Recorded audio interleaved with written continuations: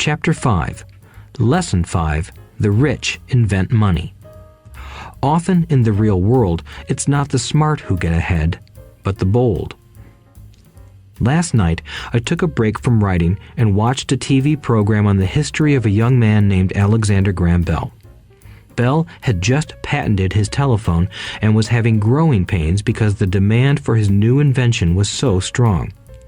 Needing a bigger company, he then went to the giant at that time, Western Union, and asked them if they would buy his patent and his tiny company. He wanted $100,000 for the whole package. The president of Western Union scoffed at him and turned him down, saying the price was ridiculous. The rest is history. A multi-billion-dollar industry emerged, and AT&T was born. The evening news came on right after the story of Alexander Graham Bell. On the news was a story of another downsizing at a local company. The workers were angry and complained that the company ownership was unfair. A terminated manager of about 45 years of age had his wife and 2 babies at the plant and was begging the guards to let him talk to the owners to ask if they would reconsider his termination. He had just bought a house and was afraid of losing it. The camera focused in on his pleading for all the world to see. Needless to say, it held my attention. I have been teaching professionally since 1984. It has been a great experience and a rewarding one. It is also a disturbing profession, for I have taught thousands of individuals, and I see one thing in common in all of us, myself included. We all have tremendous potential, and we all are blessed with gifts. Yet the one thing that holds all of us back is some degree of self-doubt. It is not so much the lack of technical information that holds us back, but more the lack of self-confidence. Some are more affected than others. Once we leave school, most of us know that it is not so much a matter of college degrees or good grades that count. In the real world, outside of academics, something more than just grades is required. I have heard it called many things: guts, chutzpah, balls, audacity, bravado, cunning, daring, tenacity, and brilliance. This factor, whatever it is labeled, ultimately decides one's future much more than school grades do. Inside each of us is one of these brave, brilliant, and daring characters. There is also the flip side of that character, people who could get down on their knees and beg if necessary. After a year in Vietnam as a Marine Corps pilot, I got to know both of those characters inside of me intimately. One is not better than the other. Yet, as a teacher, I recognized that it was excessive fear and self-doubt that were the greatest detractors of personal genius. It broke my heart to see students know the answers, yet lack the courage to act on the answer. Often in the real world, it's not the smart who get ahead, but the bold. In my personal experience, your financial genius requires both technical knowledge as well as courage. If fear is too strong, the genius is suppressed. In my classes, I strongly urge students to learn to take risks, to be bold, and to let their genius convert that fear into power and brilliance. It works for some and just terrifies others. I have come to realize that for most people, when it comes to the subject of money, they would rather play it safe. I have had to field questions such as, why take risks? Why should I bother developing my financial IQ? Why should I become financially literate? And I answer, just to have more options. There are huge changes up ahead. In the coming years, there will be more people just like the young inventor Alexander Graham Bell. There will be 100 people like Bill Gates and hugely successful companies like Microsoft created every year all over the world. And there will also be many more bankruptcies, layoffs, and downsizings. So why bother developing your financial IQ? No one can answer that but you. Yet I can tell you why I myself do it. I do it because it is the most exciting time to be alive. I'd rather be welcoming change than dreading change. I'd rather be excited about making millions than worrying about not getting a raise. This period we are in now is a most exciting time, unprecedented in our world's history. Generations from now, people will look back at this period of time and remark at what an exciting era it must have been. It was the death of the old and birth of the new. It was full of turmoil, and it was exciting. So why bother developing your financial IQ? Because if you do, you will prosper greatly. And if you don't, this period of time will be a frightening one.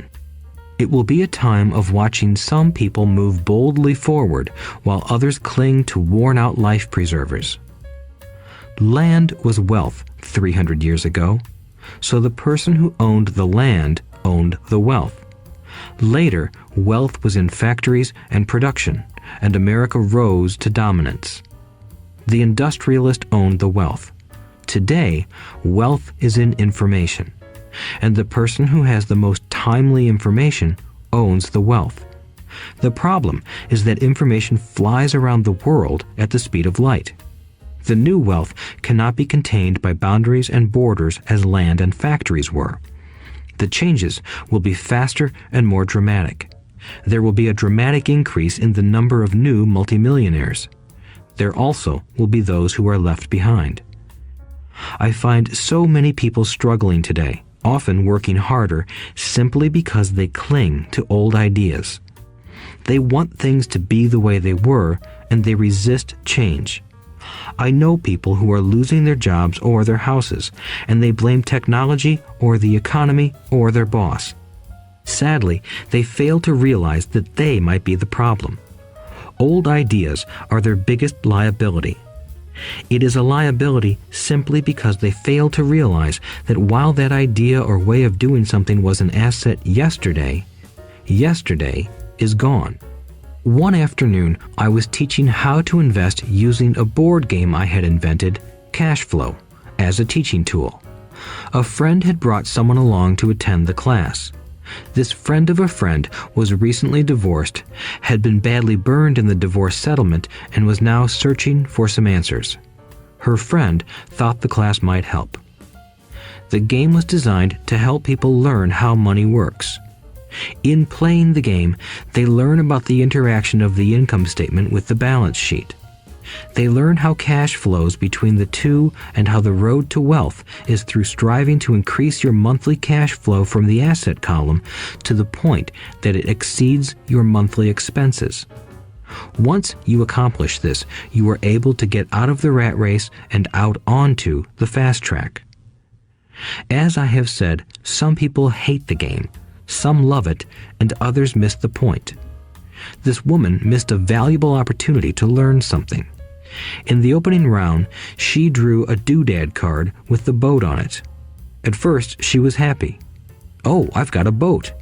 Then, as her friend tried to explain how the numbers worked on her income statement and balance sheet, she got frustrated because she had never liked math. The rest of her table waited while her friend continued explaining the relationship between the income statement, balance sheet, and monthly cash flow. Suddenly, when she realized how the numbers worked, it dawned on her that her boat was eating her alive. Later on in the game, she was also downsized and had a child. It was a horrible game for her. After the class, her friend came by and told me that she was upset. She had come to the class to learn about investing and did not like the idea that it took so long to play a silly game. Her friend attempted to tell her to look within herself to see if the game reflected her in any way. With that suggestion, the woman demanded her money back. She said that the very idea that a game could be a reflection of her was ridiculous. Her money was promptly refunded, and she left. Since 1984, I have made millions simply by doing what the school system does not do. In school, most teachers lecture. I hated lectures as a student. I was soon bored, and my mind would drift. In 1984, I began teaching via games and simulations, and I still rely on these tools today. I always encourage adult students to look at games as reflecting back to them what they know and what they need to learn. Most importantly, games reflect behavior. They are instant feedback systems. Instead of the teacher lecturing you, the game is giving you a personalized lecture, one that is custom-made just for you. The friend of the woman who left later called to give me an update. She said her friend was fine and had calmed down. In her cooling off period, she could see some slight relationship between the game and her life. Although she and her husband did not own a boat, they did own everything else imaginable. She was angry after their divorce, both because he had run off with a younger woman and because, after 20 years of marriage, they had accumulated little in the way of assets. There was virtually nothing for them to split. Their 20 years of married life had been incredible fun, but all they had accumulated was a ton of doodads. She realized that her anger at doing the numbers, the income statement and balance sheet, came from her embarrassment about not understanding them. She believed that finances were the man's job. She maintained the house and did the entertaining, and he handled the finances. She was now quite certain that in the last 5 years of their marriage, he had hidden money from her. She was angry at herself for not being more aware of where the money was going, as well as for not knowing about the other woman. Just like a board game, the world is always providing us with instant feedback. We could learn a lot if we tuned in more. One day, not long ago, I complained to my wife that the cleaners must have shrunk my pants. My wife gently smiled and poked me in the stomach to inform me that the pants had not shrunk. Something else had expanded. Me. The cash flow game was designed to give every player personal feedback. Its purpose is to give you options. If you draw the boat card and it puts you into debt, the question is, now what can you do? How many different financial options can you come up with? That is the purpose of the game, to teach players to think and create new and various financial options. Thousands of people throughout the world have played this game. The players who get out of the rat race the quickest are the people who understand numbers and have creative financial minds. They recognize different financial options. Rich people are often creative and take calculated risks. People who take the longest are people who are not familiar with numbers and often do not understand the power of investing. Some people playing cash flow gain lots of money in the game, but they don't know what to do with it. Even though they have money, everyone else seems to be getting ahead of them. And that is true in real life. There are a lot of people who have a lot of money and do not get ahead financially. Limiting your options is the same as hanging on to old ideas. I have a friend from high school who now works at 3 jobs. Years ago, he was the richest of all my classmates. When the local sugar plantation closed, the company he worked for went down with the plantation. In his mind, he had but one option, and that was the old option: work hard. The problem was that he couldn't find an equivalent job that recognized his seniority from the old company. As a result, he is overqualified for the jobs he currently has, so his salary is lower. He now works 3 jobs to earn enough to survive. I have watched people playing cash flow complain that the right opportunity cards are not coming their way, so they sit there. I know people who do that in real life. They wait for the right opportunity. I have watched people get the right opportunity card and then not have enough money. Then they complain that they would have gotten out of the rat race if they had had more money. So they sit there.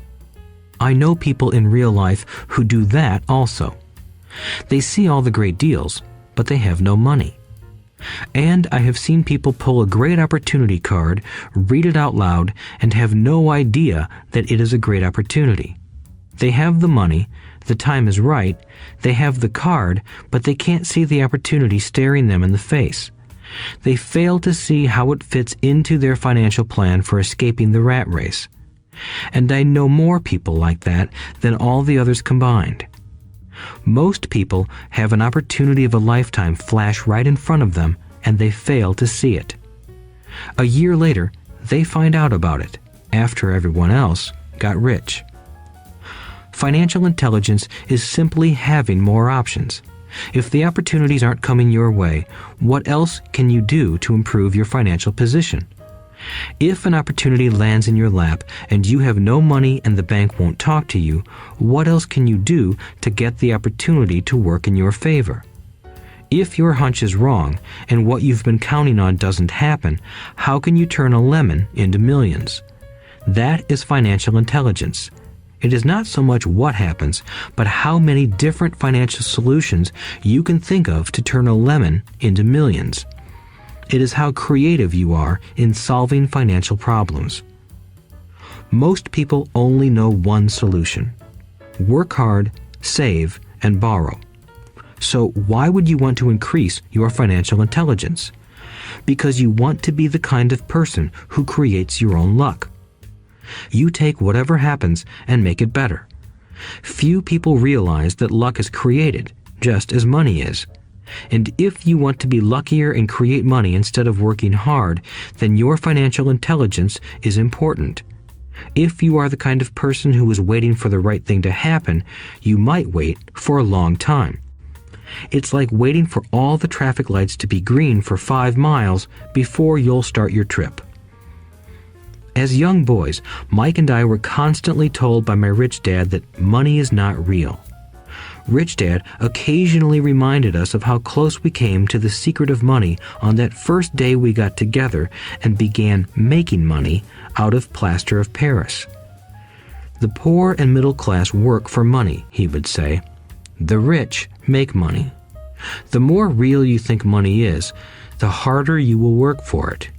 If you can grasp the idea that money is not real, you will grow richer faster. What is it? Was a question Mike and I often came back with. What is money if it is not real? What we agree it is, was all Rich Dad would say. The single most powerful asset we all have is our mind. If it is trained well, it can create enormous wealth seemingly instantaneously. An untrained mind can also create extreme poverty that can crush a family for generations. In the information age, money is increasing exponentially. A few individuals are getting ridiculously rich from nothing, just ideas and agreements. If you ask many people who trade stocks or other investments for a living, they see it done all the time. Often, millions can be made instantaneously from nothing. And by nothing, I mean no money was exchanged. It is done via agreement, a hand signal in a trading pit, a blip on a trader's screen in Lisbon from a trader's screen in Toronto and back to Lisbon, a call to my broker to buy and a moment later to sell. Money did not change hands. Agreements did. So why develop your financial genius? Only you can answer that. I can tell you why I have been developing this area of my intelligence. I do it because I want to make money fast. Not because I need to, but because I want to. It is a fascinating learning process. I develop my financial IQ because I want to participate in the fastest game and biggest game in the world. And, in my own small way, I would like to be part of this unprecedented evolution of humanity, the era where humans work purely with their minds and not with their bodies. Besides, it is where the action is. It is what is happening. It's hip, it's scary, and it's fun. That is why I invest in my financial intelligence, developing the most powerful asset I have. I want to be with people moving boldly forward. I do not want to be with those left behind.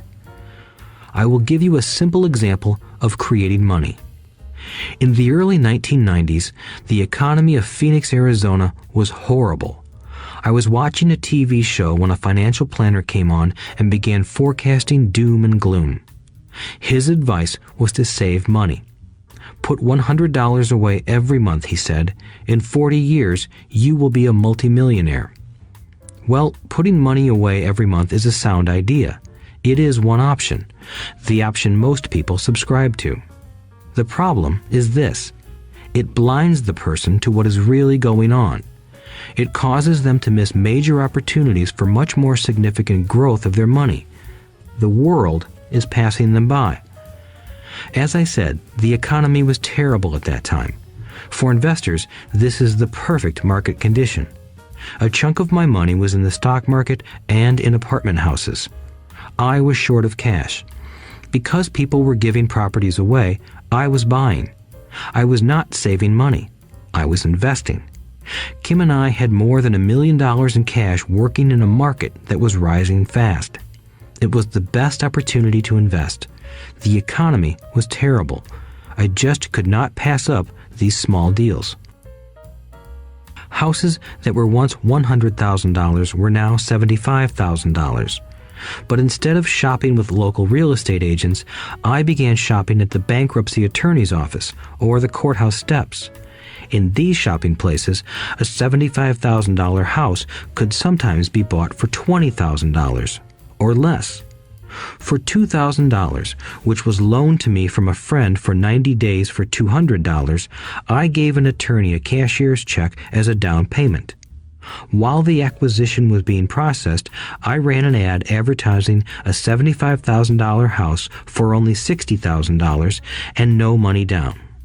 The phone rang hard and heavy. Prospective buyers were screened, and once the property was legally mine, all the prospective buyers were allowed to look at the house. It was a feeding frenzy. The house sold in a few minutes. I asked for a $2,500 processing fee, which they gladly handed over, and the escrow and title company took over from there. I returned the $2,000 to my friend with an additional $200. He was happy, the home buyer was happy, the attorney was happy, and I was happy. I had sold a house for $60,000 that cost me $20,000. The $40,000 was created from money in my asset column in the form of a promissory note from the buyer. Total working time, 5 hours. So now that you are on your way to becoming more financially literate and skilled at reading numbers, I will tell you why this is an example of money being invented. During this depressed market, Kim and I were able to do 6 of these simple transactions in our spare time. While the bulk of our money was in larger properties and the stock market, we were able to create more than $190,000 in assets, notes at 10% interest, in those 6 buy, create, and sell transactions. That comes to approximately $19,000 a year income, much of it sheltered through our private corporation. Much of that $19,000 a year goes to pay for our company cars, gas, trips, insurance, dinners with clients, and other things. By the time the government gets a chance to tax that income, it's been spent on legally allowed pre-tax expenses. This was a simple example of how money is invented, created, and protected using financial intelligence. Ask yourself, how long would it take to save $190,000? Would the bank pay you 10% interest on your money? And the promissory note is good for 30 years. I hope they never pay me the $190,000. I have to pay a tax if they pay me the principal, and besides, $19,000 paid over 30 years is a little over $500,000 in income. I have people ask, what happens if the person doesn't pay? That does happen, and it's good news. That $60,000 home could be taken back and resold for $70,000 and another $2,500 collected as a loan processing fee. It would still be a zero-down transaction in the mind of the new buyer, and the process would go on.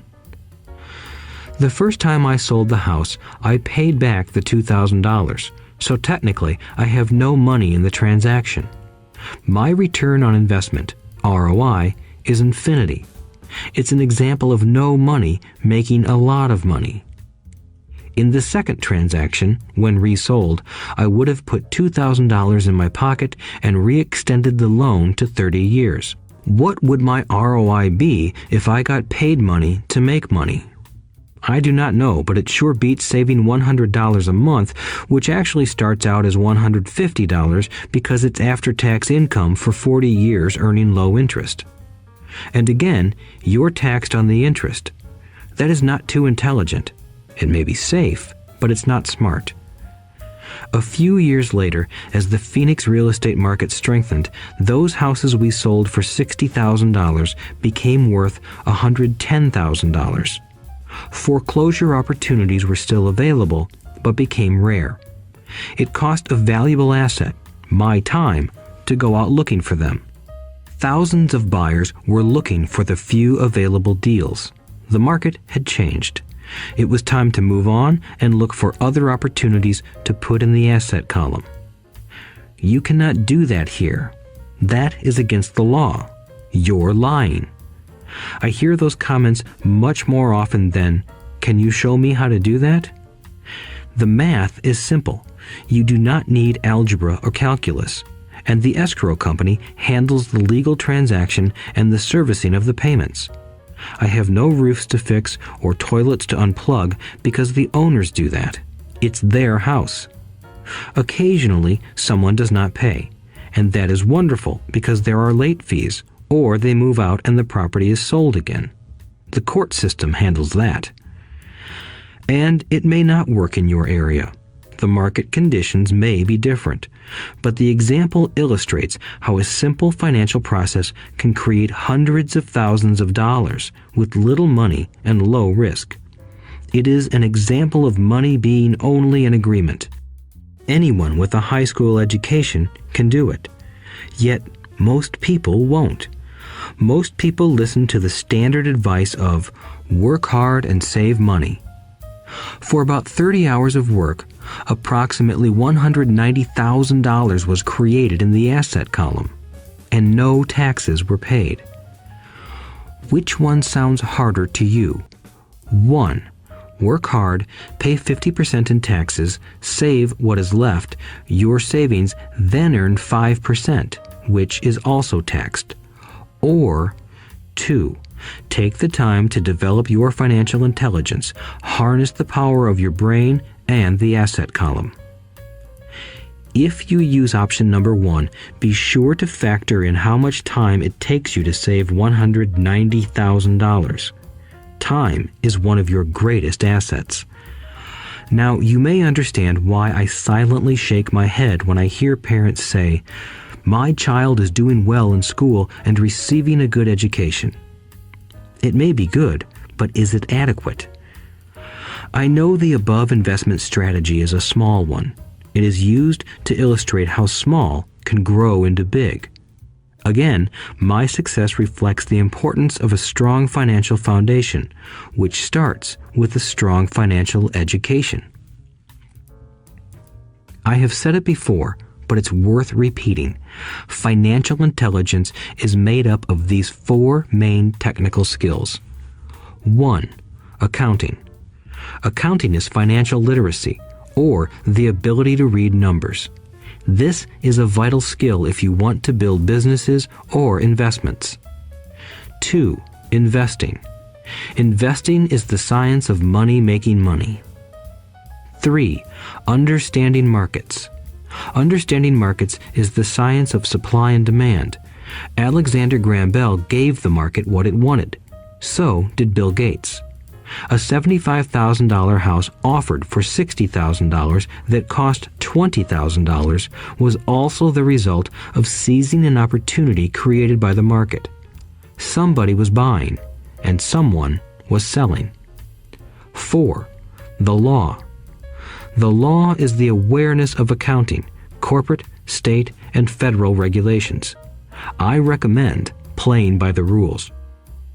It is this basic foundation, or the combination of these skills, that is needed to be successful in the pursuit of wealth, whether it be through the buying of small homes, apartment buildings, companies, stocks, bonds, precious metals, baseball cards, or the like.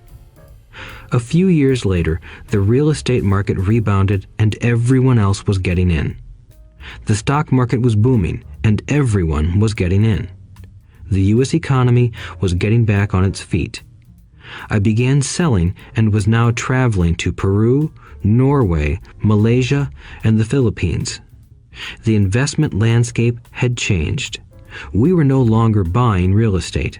Now I just watch the values climb inside the asset column and will probably begin selling. I suspect that some of those 6 little house deals will sell and the $40,000 note will be converted to cash. I need to call my accountant to be prepared for cash and seek ways to shelter it. The point I would like to make is that investments come and go. The market goes up and comes down. Economies improve and crash. The world is always handing you opportunities of a lifetime, every day of your life, but all too often we fail to see them. But they are there. And the more the world changes and the more technology changes, the more opportunities there will be to allow you and your family to be financially secure for generations to come. So why bother developing your financial intelligence? Again, only you can answer that. I know why I continue to learn and develop. I do it because I know there are changes coming. I'd rather welcome change than cling to the past. I know there will be market booms and market crashes. I want to continually develop my financial intelligence because at each market change, some people will be on their knees begging for their jobs. Others, meanwhile, will take the lemons that life hands them, and we are all handed lemons occasionally, and turn them into millions. That's financial intelligence. I am often asked about the lemons I have turned into millions.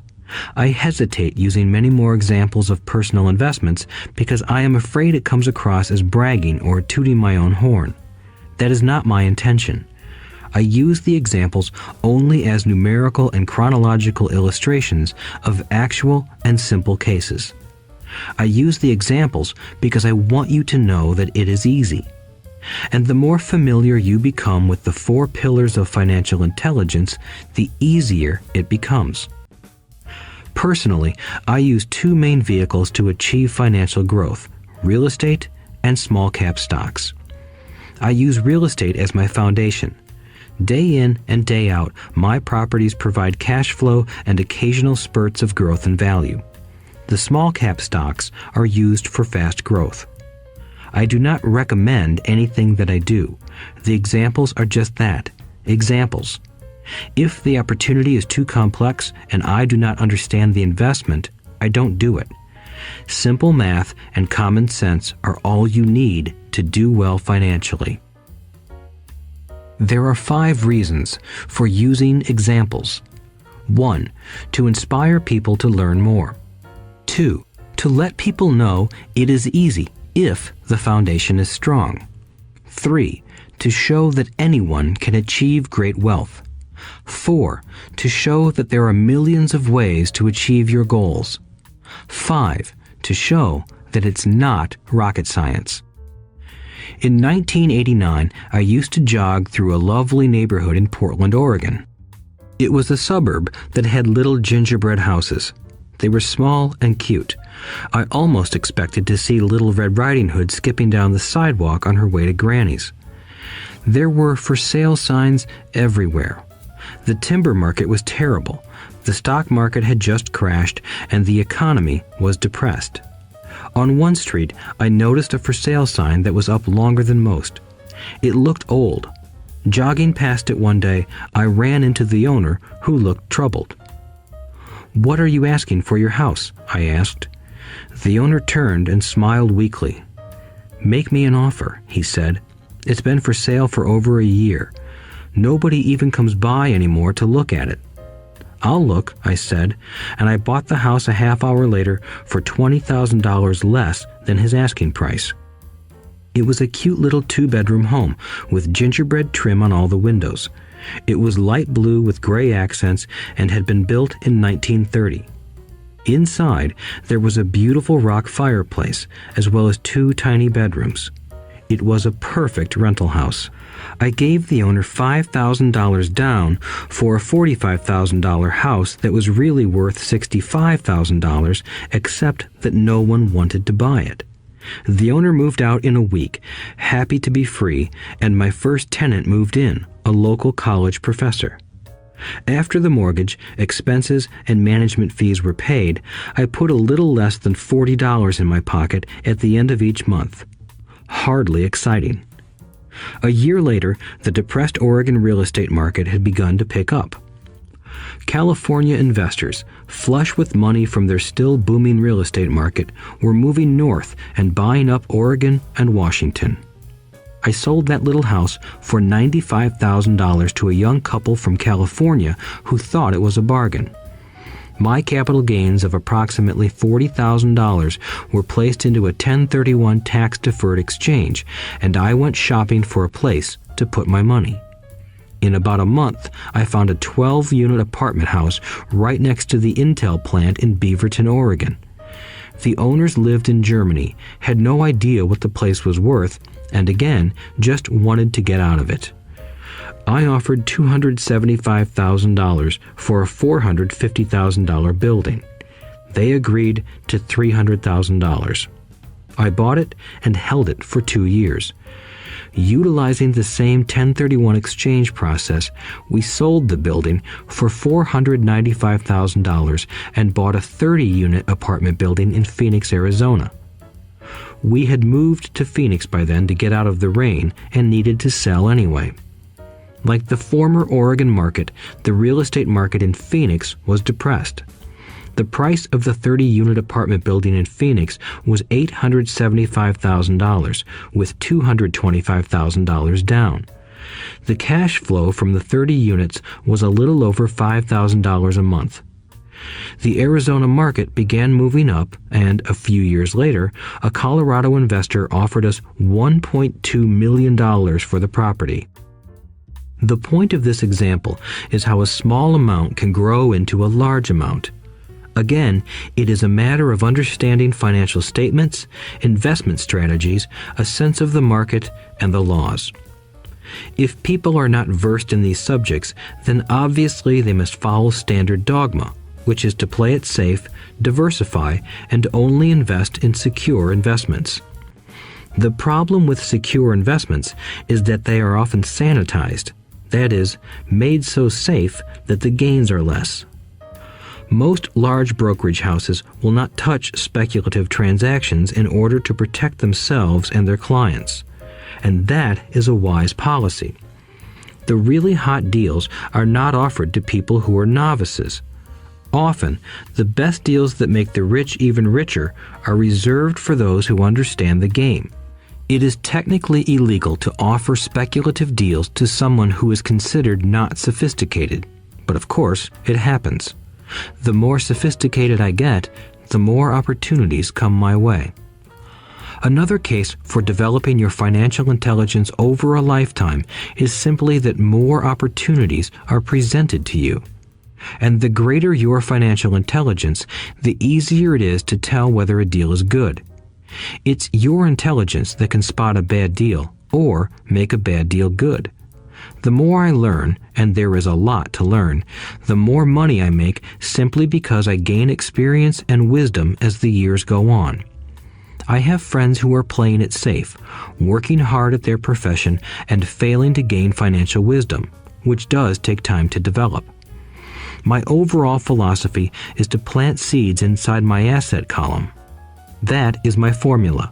I start small and plant seeds. Some grow, some don't. Inside our real estate corporation, we have property worth several $1 million. It is our own right, or real estate investment trust. The point I'm making is that most of those millions started out as little $5,000 to $10,000 investments. All of those down payments were fortunate to catch a fast-rising market and increase tax-free. We traded in and out several times over a number of years. We also own a stock portfolio, surrounded by a corporation that Kim and I call our personal mutual fund. We have friends who deal specifically with investors like us who have extra money each month to invest. We buy high-risk, speculative private companies that are just about to go public on a stock exchange in the United States or Canada. An example of how fast gains can be made are 100,000 shares purchased for 25 cents each before the company goes public. 6 months later, the company is listed, and the 100,000 shares now are worth $2 each. If the company is well managed, the price keeps going up, and the stock may go to $20 or more per share. There are years when our $25,000 has gone to $1 million in less than a year. It is not gambling if you know what you're doing. It is gambling if you're just throwing money into a deal and praying. The idea in anything is to use your technical knowledge, wisdom, and love of the game to cut the odds down, to lower the risk. Of course, there is always risk. It is financial intelligence that improves the odds. Thus, what is risky for one person is less risky to someone else. That is the primary reason I constantly encourage people to invest more in their financial education than in stocks, real estate, or other markets. The smarter you are, the better chance you have of beating the odds. The stock plays I personally invested in were extremely high risk for most people and absolutely not recommended. I have been playing that game since 1979 and have paid more than my share in dues. But if you will review why investments such as these are high risk for most people, you may be able to set your life up differently, so that the ability to take $25,000 and turn it into $1 million in a year is low risk for you. As stated earlier, nothing I have written is a recommendation. It is only used as an example of what is simple and possible. What I do is small potatoes in the grand scheme of things. Yet, for the average individual, a passive income of more than $100,000 a year is nice and not hard to achieve. Depending on the market and how smart you are, it could be done in 5 to 10 years. If you keep your living expenses modest, $100,000 coming in as additional income is pleasant, regardless of whether you work. You can work if you like, or take time off if you choose, and use the government tax system in your favor rather than against you. My personal basis is real estate. I love real estate because it's stable and slow moving. I keep the base solid.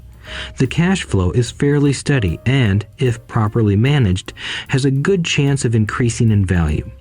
The beauty of a solid base of real estate is that it allows me to take greater risks, as I do with speculative stocks. If I make great profits in the stock market, I pay my capital gains tax on the gain and then reinvest what's left in real estate, again further securing my asset foundation. A last word on real estate. I have traveled all over the world and taught investing. In every city, I hear people say you cannot buy real estate cheap. That is not my experience. Even in New York or Tokyo, or just on the outskirts of the city, prime bargains are overlooked by most people.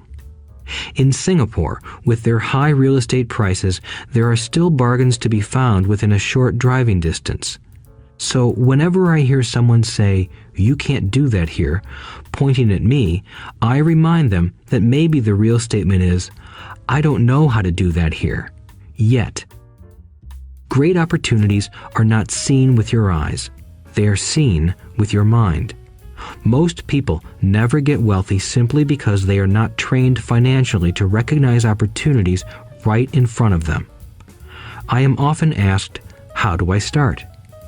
In the final chapter of this audiobook, I offer 10 steps that I followed on the road to my financial freedom. But always remember to have fun. When you learn the rules and the vocabulary of investing and begin to build your asset column, I think you'll find that it's as fun a game as you've ever played. Sometimes you win, and sometimes you learn. But have fun. Most people never win because they're more afraid of losing. That is why I found school so silly. In school, we learn that mistakes are bad, and we are punished for making them. Yet if you look at the way humans are designed to learn, we learn by making mistakes. We learn to walk by falling down. If we never fell down, we would never walk. The same is true for learning to ride a bike. I still have scars on my knees, but today I can ride a bike without thinking. The same is true for getting rich. Unfortunately, the main reason most people are not rich is because they are terrified of losing. Winners are not afraid of losing, but losers are. Failure is part of the process of success. People who avoid failure also avoid success. I look at money much like my game of tennis.